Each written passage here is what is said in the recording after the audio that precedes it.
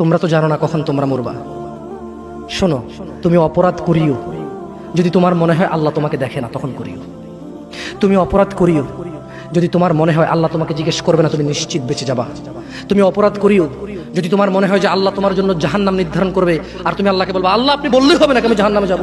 যদি এই ক্ষমতার অধিকারী হও তাহলে তুমি অপরাধ করিও।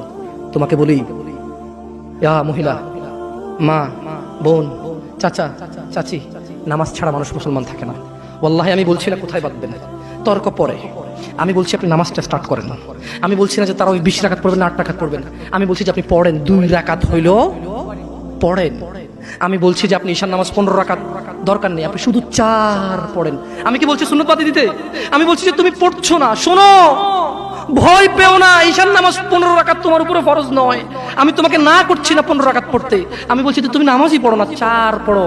এই 4 রাকাত ঈশা না পড়লে তুমি মুসলিম নও। 3 রাকাত মাগরিব না পড়লে তুমি মুসলিম নও।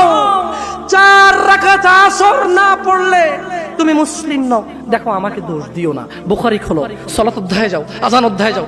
আল্লাহর নবী বলেছে তারা ওরা কাফির, ওরা মুশরিক, ওদের আর আমি মুহাম্মদুর রাসূলুল্লাহ সাল্লাল্লাহু আলাইহি ওয়াসাল্লামের উম্মতের মধ্যে পার্থক্য হচ্ছে নামাজ। সুবহানাল্লাহ। ও সাহাবা, ও উম্মত, তুমি চিনবা মুহাম্মদের উম্মতকে সাল্লাল্লাহু আলাইহি ওয়াসাল্লাম। ও আমার উম্মত, তুমি কি আমার উম্মতকে চিনতে চাও? শোনো, তারা যারা আমার উম্মত না, আর এরা যারা আমার উম্মত। ওটা আমার উম্মত যেটা নামাজ পড়ে না, আমার উম্মত। তুমি আল্লাহর নবীর উম্মত ছাড়া কিভাবে মুসলমান হবা? তোমাকে আমি বলি নামাজটা ছাড়িও না প্লিজ।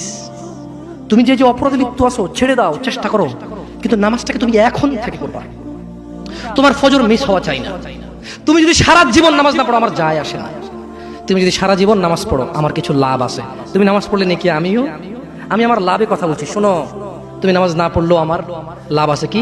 ইন্নামাল আমালু বিন্নিয়া। আমি নেকির উদ্দেশ্যে কথা বলছি, আমার নেকি হয়ে যাবে। কে ঠেকাবে? তুমি তো আল্লাহকে ঠেকাতে পারবা না। তুমি নিজেকে না নামাজ থেকে বিরত রাখতে পারবা, আল্লাহ যদি নেকি দিয়ে ঠেকাতে পারবা? তাহলে আমরা সবাই মিলে বলি আল্লাহর দিকে তাকিয়ে শেভ করিয়েন না। দেখেন, এটা অনেক কিছু না, এমন না যে শেভ করলে আপনি একেবারে কাফের হয়ে গেছেন, মুশরিক হয়ে গেছেন, এমন না। লজ্জা থাকা উচিত। কিভাবে কাটতেছেন? কিভাবে?